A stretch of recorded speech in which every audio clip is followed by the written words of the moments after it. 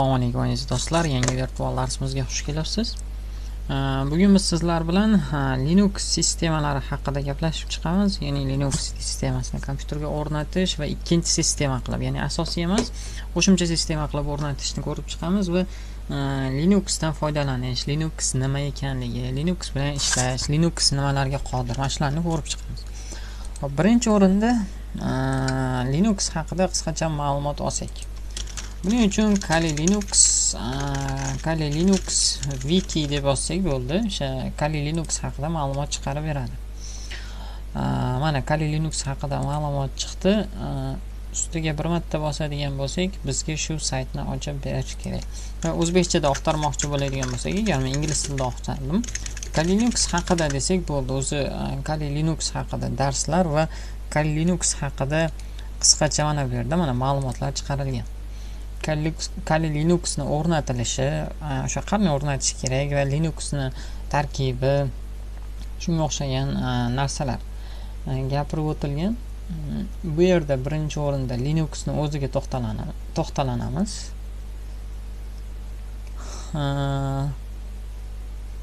Buni o'zlaring o'qib chiqishlaringni maslahat beraman. Bu yerda o'tib ketaman. Bizga bu yerda ham kerak emas ekan. Dastlabki ma'lumotga qaytamiz.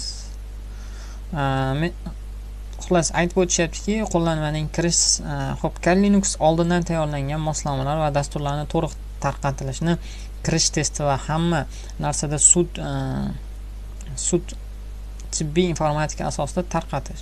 Debian oilasiga, o'sha Debianga kirib ketadi. Adashmasam Distribute men shunga o'xshagan narsa edi. Bu ham xuddi Windowsga o'xshagan oz sistema.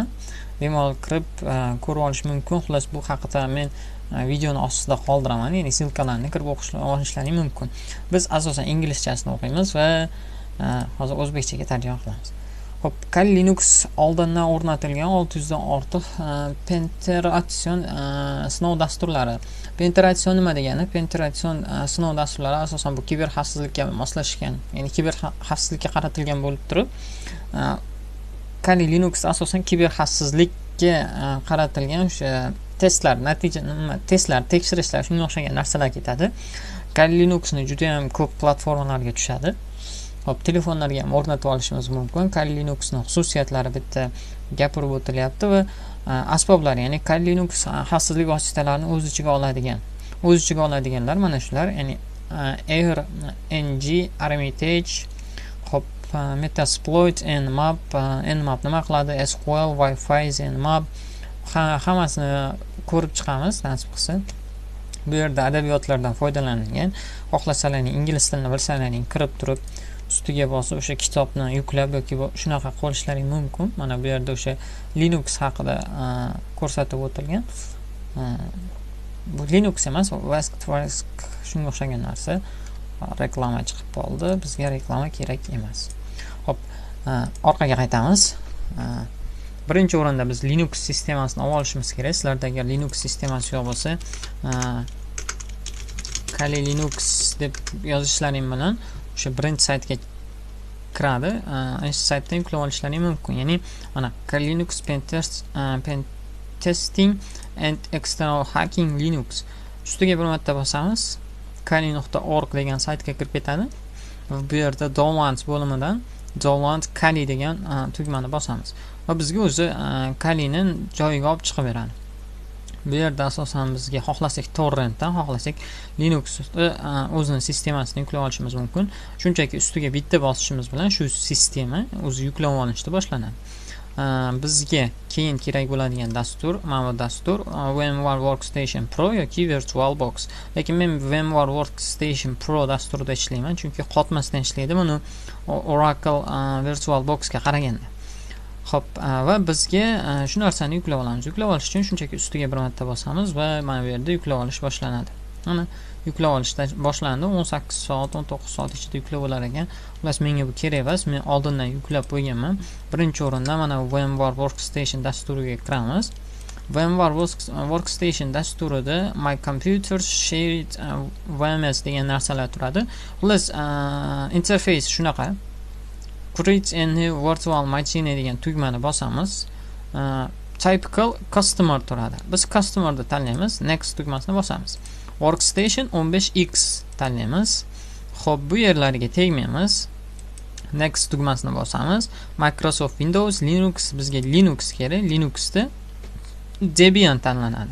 Debian 10x64 versiyasini tanlaymiz. Sizlar kompyuterlarning 32 bo'lsa 32, 64 bo'lsa 64. Xo'p, endi virtual machine degan joy bor. Virtual machinening nomiga men Kali Linux deb yozaman. Va browse qilib turib, men C diskimda dokumentsni emas, C diskimning o'zida joylashgan VirtualBox degan mana bu nimani belgilab qo'yaman. OK tugmasini bosaman, next bosamiz. Protsessorlarni ajratishi to'rtta, uzr. To'rga to'r qilsak bo'ladimi? To'rga 2 qilsak ham to'g'ri kelmaydi. To'rga 1. Yaxshisi mana buni 2 qilaylik-da, mana buni to'g'ri qilaylik. Bu ham bo'lmaydi ekan. Plus mana shunday holatda turaveradi. Belgilab oldik. Bu o'sha kompyuterda o'zining konfiguratsiyasidan kelib chiqib turib belgilanadi. Men tezroq ishlash uchun ko'proq kirgizib qo'ydim. Next tugmasini bosdim. Tezkor xotiradan 2048 so'rayapti. Xohlasa 2048 o'zingizlarning tezkor xotiralaring qancha bo'lsa, o'shanga qarab qo'yib olishlaring mumkin.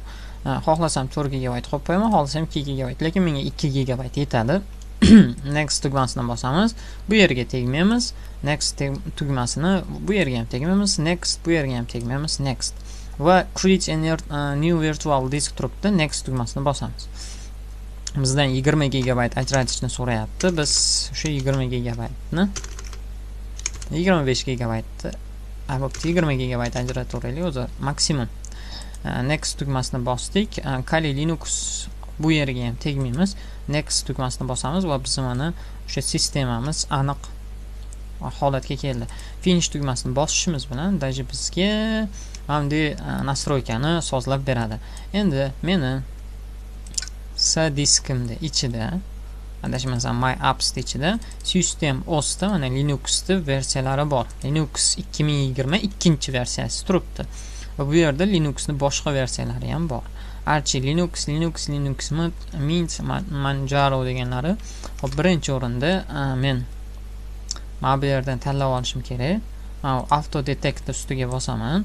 Use ISO image file ustiga bosib turib, bu yerda endi men adashmasam D diskim endi shekilli. D diskimning ichidan D diskim emas ekan.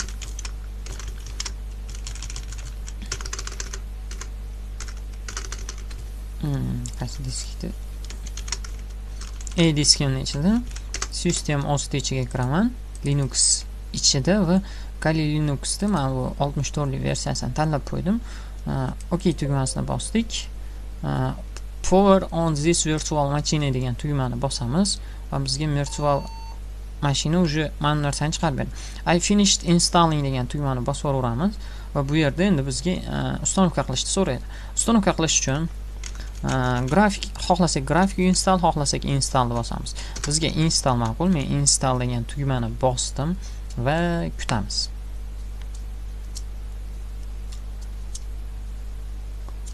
Mana bizga chiqarib beryapti. Birinchi o'rinda til tanlaymiz. Sizlar rus tilini bilsalaring, rus tili, ingliz tilini bilsalaring, ingliz tili. Agar til bilmasalaring, meni orqamda ingliz tilini qilganlaring ma'qul. Ingliz tilini belgiladim. Davlat United States. Bu ham keyin mana shunaqa narsalar, hamma narsa American Englishda ketadi. Va bu yerda o'zini funksiya, boshqa balovatlar narsalarini nastroykasi, settinglari olib boriladi.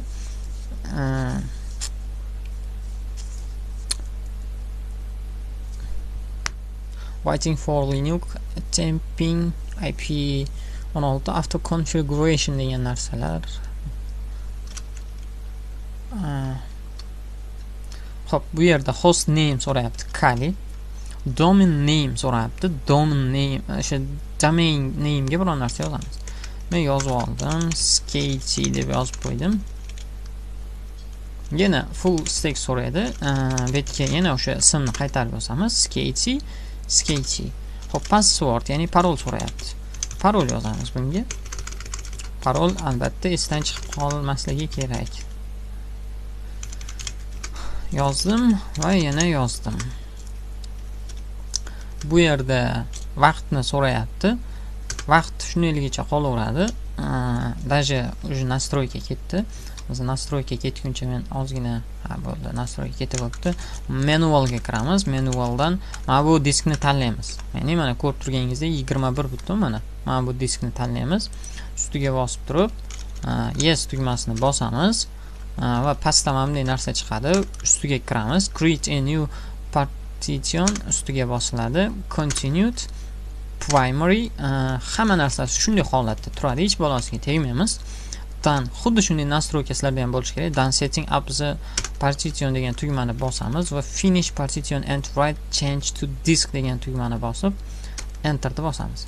Bu yerda do you want to return to the parting menu, ya'ni aytayaptiki siz yana boshqatdan disklarni to'g'irlaysizmi? No.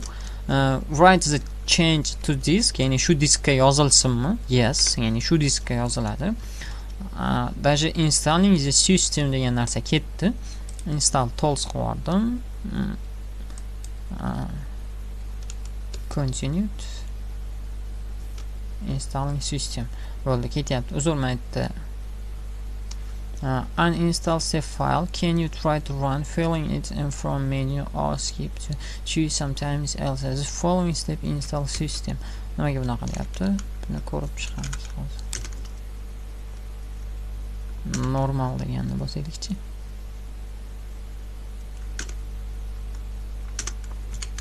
Leave. Hozir 1 daqiqa. Bo'ldi aziz do'stlar, bizda o'sha ustanovka holati ketdi. Ozgina xatoliklari bor ekan menikini. Shuning uchun to'g'rilab qo'ydim. O'sha xuddi o'sha davomidan hamma narsa o'sha videoda qanday ko'rsatganimga bo'lsa xuddi o'sha tartibda ketdi. Nima xatoliklar yo'q. Prosta meni papkam bor edi. O'sha papkaning ichida ikkita Kali Linux bo'lib qolgan ekan. Shuning uchun ustanovkada error bergan ekan. Men o'shani bittasini o'chirib tashladim. Xo'p, endi qaranglar, bu o'rnaguncha men ikkita narsani amaliyotdan tushuntirib turaman. Mana bu yerda menyular qatori bor, ko'rib turganingizdek. Bu menyular qatori nima qiladi? Birinchi o'rinda mana menu turibdi. Show hidden the library. Library mana bu kutubxona. Ya'ni kutubxonalarni ko'rsatish. Bitta bosadigan bo'lsak, mana bu yerda yopib qo'yadi. Endi yana mana buni ochsak, ochib beradi. Endi pastda mana bu joy bor. Mana buni bosadigan bo'lsak, mana bu yerda bizning sistemalarimizni chiqarib beradi. Ya'ni xohlagan sistemamizga o'tishimiz mumkinmiz. Mana buni bosadigan bo'lsak, mana bunday holatga chiqarib beradi. Endi bizga sistemalar ham kerak bo'lsa, do'stlar, mana bu narsalarni o'chirib qo'yishimiz mumkin, istasak yoki yoqib qo'yishimiz mumkin. Mana bu narsa bor, full screen qilib beradi. Ya'ni to'liq ekranni to'liq egallab berishadi. Bu yerdan keyin mana shu yerda bosib turib ekranni olib tashlashimiz mumkin. Ya'ni to'liq ekrandan chiqarib yuborishimiz mumkin. Mana bu narsani to'g'risi hech ishlatib ko'rmaganman. Mana bu show hidden console view konsolni ko'rib turish menimcha mana bu bo'lishi kerak. Bu yerda o'sha razmerlar ko'rsatilgan. Bizga asosan kerak mana bunisi kerak va mana bunisi kerak. Bo'ldi, boshqa narsa kerak emas. Mana bu yerda bizni aktiv turgan oynalarimiz, ya'ni Home, Linux, yana bironta kompyuter bo'lsa, mana shu yerga qo'shib olishimiz mumkin ustiga bosib. Bizda o'rnayapti. Bu kompyuterda konfiguratsiyasiga qarab yo sekin, yo juda ham tez o'rnaydi. Va diskka ham bog'liq. Agar SSD disk bo'lsa, o'rnashi tez, lekin HDD disk bo'ladigan bo'lsa, o'rnashi sekin juda ham. Ustanovka bo'lgandan keyin mana shunaqa narsa so'raydi. Bu yerda no qo'yaverasizlar, bizga kerak emas bu narsa. No, chunki u yerda aytmoqchiki, internetdan yuklab olaylikmi fayllar, shunga o'xshagan narsalar so'rayapti. Bunga yes va DSDni belgilab qo'yiladi.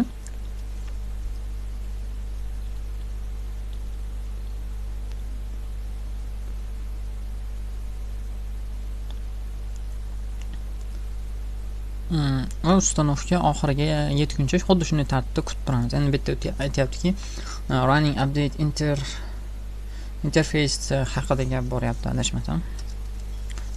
Continued.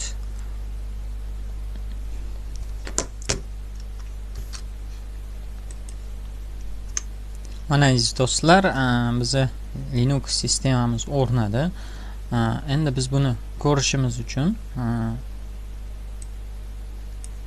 full screen qilib ko'rib olsak ham bo'laveradi. Ya'ni mana tugmani bosishimiz bilan mana bizga full screen holatda belgilandi. Endi mana buni ustiga bir marta bosamizda, bironta bir deyman, o'zimiz yozgan parolni kiritamiz. Parol va login.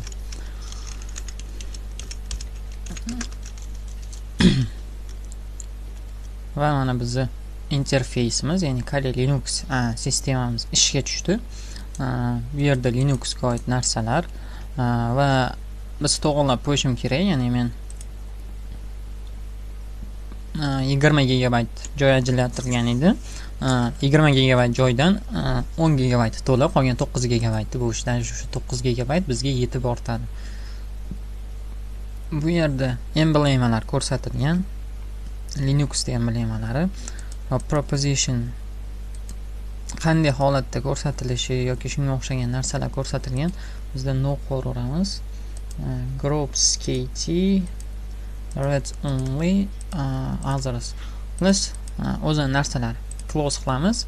Mana tugmani bosadigan bo'lsak, biz o'sha Kali Linux sistemasiga oid joylarni ochib beradi. Endi bizga setting kerak. Settingdan displayni o'tamiz va displaydan biz o'zimiz ekranimizga moslab full screen qilib olishimiz kerak. Full screen emas, o'zimiz ekranimizga moslab olishimiz kerak. Ya'ni 1360 ga 768 ming ekrani bosib Apple tugmasini bosadigan bo'lsam, mana bunday to'liq holatni egallaydi. Xo'p. Sizlar bilan birinchi darsimiz shu edi. Ya'ni Kali Linux sistemasini o'rnatish. Keyingi darsimizda biz bu sistemada ishlashni ko'rib chiqamiz va o'zimizga kerakli bo'lgan fayllar bilan ishlash, yana shunga o'xshash qo'shimcha ma'lumotlarni ko'rib chiqamiz. Xo'p, sizlarga ko'rsatib o'tmoqchi bo'lganim shulardan iborat edi. Keyingi video darslarimizni ko'rishguncha xayr, omon bo'ling.